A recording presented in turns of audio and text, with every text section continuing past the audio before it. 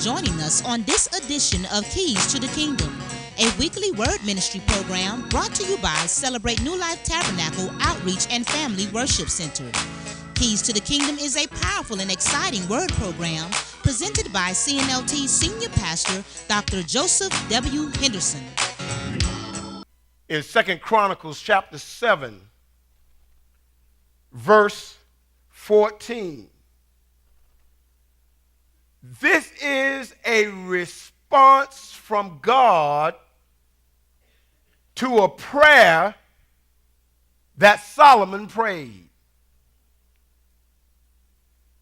To understand where I'm going, David, Solomon's father, wanted to build God a house in which he might dwell. And the Bible declares that because David was a man of war and had blood on his hands, God said, "You will not build me a house." But it was good that it was in your heart and you had the desire to build me one. However, one of your descendants will build me a house. And that lot fell on Solomon. David had prepared all the materials, or many of the materials that will be used to build this particular house and the things that would go into the house. And so Solomon set at task to build this house. And it took him 7 years to build the temple. And not only as he was building the temple, he was also building himself a palace adjacent to the temple, which took 13 years, a total of 20 years. And at the conclusion, Solomon now says, "Let us gather together leaders of Israel, worshipers in Israel. Let us gather together at the temple in which God has favored us to build, and let us dedicate this temple unto the Lord."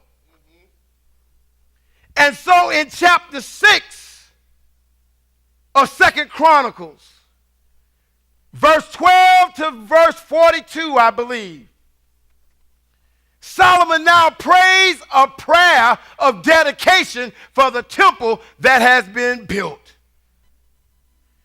And at the conclusion of his prayer and worship and sacrifices being offered, the night comes and Solomon lays upon his bed. And just like God had done in his early life, he speaks to Solomon and gives him a vision.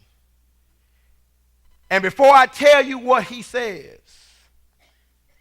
let me just give you a little bit of what the prayer said that Solomon uttered before God, because all of this is going to tie together and make sense in a minute.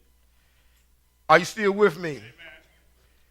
Solomon offered up 7 scenarios before God. The first one dealt with a man who may have done wrong and needed to clear his name. He says, "And if this man were to come to your temple, to the house that we have erected for you, where we meet you to worship and magnify you," and gives an oath that you would forgive him and restore him. The second scenario is if the nation were to get involved in apostasy, meaning turning away from God, and they would go out into battle and then be overcome by the enemy. If the people would change their hearts, return back to God, that he would favor them and restore them. And then there are 5 other scenarios that is tied to what Solomon was praying. And if you look at verses 12 through 42, you will see them. But here is what God says after Solomon had prayed. If we back up to verse 12 in 2 Chronicles chapter 7, it says this in our hearing: "Then the Lord appeared to Solomon at night and said to him, I have heard your prayer and have chosen this place for myself as a house a sacrifice. If I shut up the heavens so that there is no rain, or if I command the locusts to devour the land, or if I send pestilence amongst my people, and my people, y'all not praying with me, and my people who are called by my name will humble themselves and pray and seek my face and turn from their wicked ways, then I will hear from heaven, will forgive their sin, and will heal their what, church? My thesis is very simple. A changed heart can produce a changed life. We hope you have enjoyed this message of hope and inspiration, and that you will tune in next week for another edition of Keys to the Kingdom.